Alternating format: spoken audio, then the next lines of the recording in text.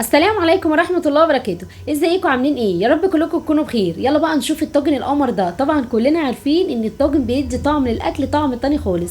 يلا بقى نسمي الله ونصلي على الرسول. اللهم صل وسلم وبارك على سيدنا محمد صلى الله عليه وسلم. بس ما تنسينيش في لايك وكومنت حلو مني. يا سلام بقى على طاجن البامية كده مع اللحمة، وكمان مش اي لحمة، دي كمان مع اللحمة الضاني، بجد عظمة. بس طبعا لازم كده اللحمة الضاني نسلقها بطريقة كويسة جدا عشان بجد تاخدي منها احلى شوربة. اول حاجه طبعا هتجيبي اي ماده دهنيه، سمنه، زبده، براحتك، وهتبتدي ان انت تحطيها كده بس حاجه بسيطه جدا.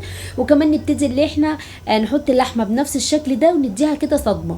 بعد ما تاخد معانا صدمه هنبتدي طبعا معانا حلتين على النار. اول حله بنزل باللحمه بتاعتي في اول حله، وببتدي اللي هي تاخد معايا كام غلوه كده، وبعد كده باخدها احطها في الحله التانية، وانزل بقى طبعا ميه طبعا تكون سخنه جدا، باخدها من الحله دي احطها في الحله التانية. يعني طبعا اللحمه الضاني ما بسلقهاش واخد شوربتها من اول مره، لا انا بحطها في الحله واخليها تغلي كام غلوه كده مع الميه السخنه، وبعد كده بكون حاطه حله بقى نضيفه كده على النار وطبعا فيها ميه، والميه دي تكون سخنه، وببتدي بقى اللي انا انزل باللحمه بتاعتي تاني. التكيه دي هتخلي معاكي اللحمه الضاني حلوه قوي قوي.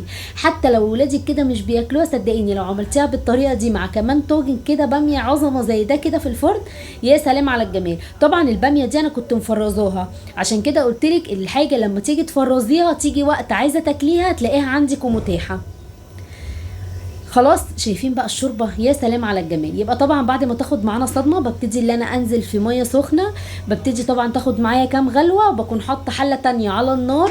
ببتدي بقى اخد اللحمه من الحله دي احطها في الحله التانية، وببتدي بقى انزل بالتوابل.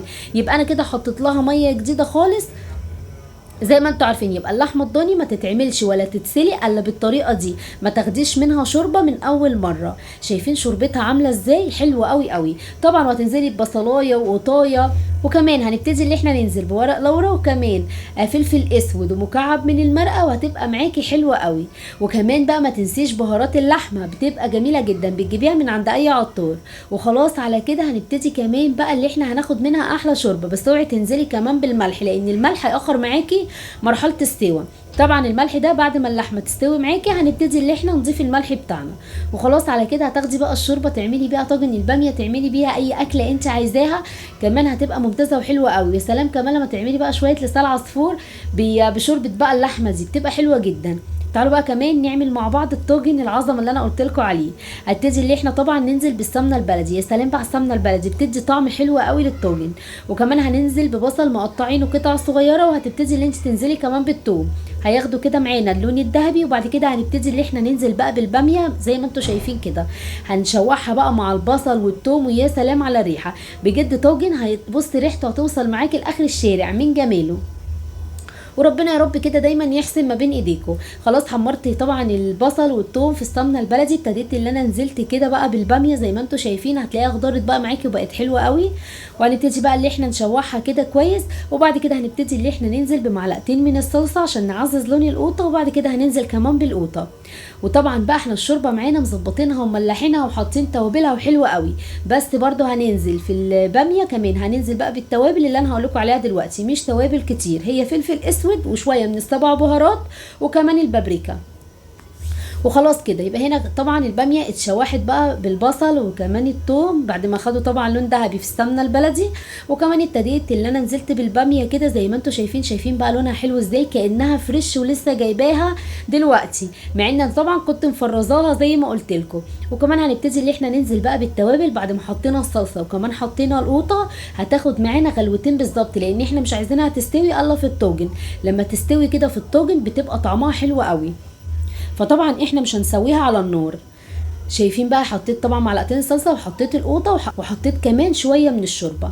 هنجيب بقى الطواجن بتاعتنا وهنبتدي اللي احنا ننزل باللحمه. خلاص اللحمه كانت اتسلقت معانا، وكمان الباميه زي ما انتم شايفين ظبطناها كده، وحطينا كمان التوابل اللي قلت لكم عليها، الملح هتحط شويه ملح صغيرين، وكمان الفلفل الاسود والسبع بهارات والبابريكا. وخلاص على كده هتبقى جاهزه معانا وحلوه جدا. هنبتدي اللي احنا نجيب الطواجن، نبتدي اللي احنا ننزل بقى باللحمه، وكمان هنبتدي اللي احنا ننزل بقى بالباميه. طبعا انا ما سويتش الباميه، انا يا دوب خليتها تاخد غلوتين بالظبط، لان انا عايزاها تستوي في الفرن في الطاجن، بتبقى طعمها حلو قوي. وخلاص كده ابتديت اللي انا نزلت بالباميه زي ما انتم شايفين، وهننزل بكبشه واحده من الشوربه.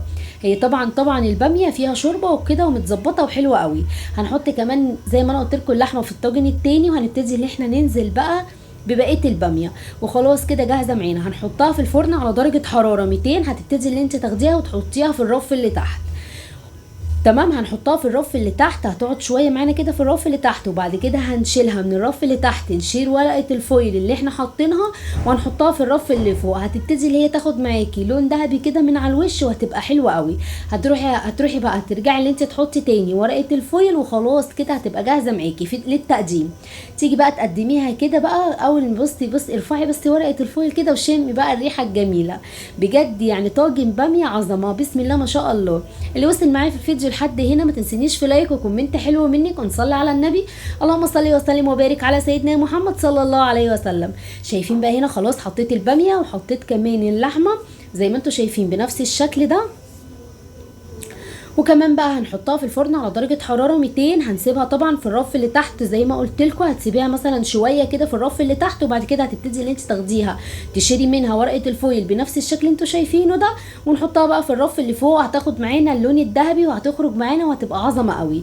هنا كمان كنت عملت بقى الرز بالشعريه، عايزه تاكليها برز ابيض مفيش اي مشكله، رز ابيض رز بالشعريه الطاجن معاكي، وكليه بالطريقه اللي تريحك. هنا خلاص كنت خرجت كمان الطاجن بقى معايا من الفرن، وهتعملي له بقى طشه بقى التوم بالسمنه البلدي. هتاخدي معلقه سمنه بلدي وكمان التوم المفروم وتقلبيهم كده لحد ما ياخدوا معاكي اللون الدهبي، وتحطيهم بقى على وش الباميه. يا سلام على الجمال. التكايه دي برده هتخلي معاكي طاجن الباميه باللحمه الضاني في منتهى الجمال. بجد حلو قوي قوي يعني، والف هنا وشفا على اللي هياكله. بجد يعني بصوا تستحق منكم احلى لايك. طاجن كده عظمه جدا. ويا سلام كمان بقى الفلفل اللي احنا حطيناه ده، الفلفل الاخضر كده بجد بيدي طعم حلو قوي. تاخديه كمان كده تحطيه بقى على الرز مع اللحمه الضاني مع شويه الباميه الحلوين دول. ومين كمان بقى بيحب كده الباميه بقى كمان مع الليمون، يا سلام مع الليمون بتبقى حلوه جدا. شايفين بقى الرز بالشعريه سخن معانا، وكمان عملت شوربه لسان عصفور بالشوربه بتاعتنا الحلوه دي، وكمان عملت بقى الطواجن بنفس الشكل اللي انتوا شايفينه ده. ولا الفلفل كمان بعد ما استوى كده في الفرن، واللحمه كمان كده اتشربت بقى بالصلصه والباميه حلوه قوي قوي. شايفين اللحمه اصلا شكلها عامل ازاي ولا الباميه؟ يعني طبعا الطواجن والاكله بتتكلم عن نفسها، بسم الله ما شاء الله. اعملي بقى طاجن الباميه كده زي ما انت شايفه كده بقى باللحمه، يا سلام هيبقى معاكي عظمه قوي. وبالف هنا وشفا على اللي هياكل. وان شاء الله نعمل مع بعض فيديوهات كتير جدا، ونعمل مع بعض احلى الاكلات واحلى الوصفات. ما تنسينيش بقى في لايك منك وكومنت حلو كده، وان شاء الله نعمل مع بعض فيديوهات تانية كتير. واشوفكم على خير الفيديو اللي جاي، واسيبكم في حفظ الله ورعايته، والسلام عليكم ورحمه الله وبركاته.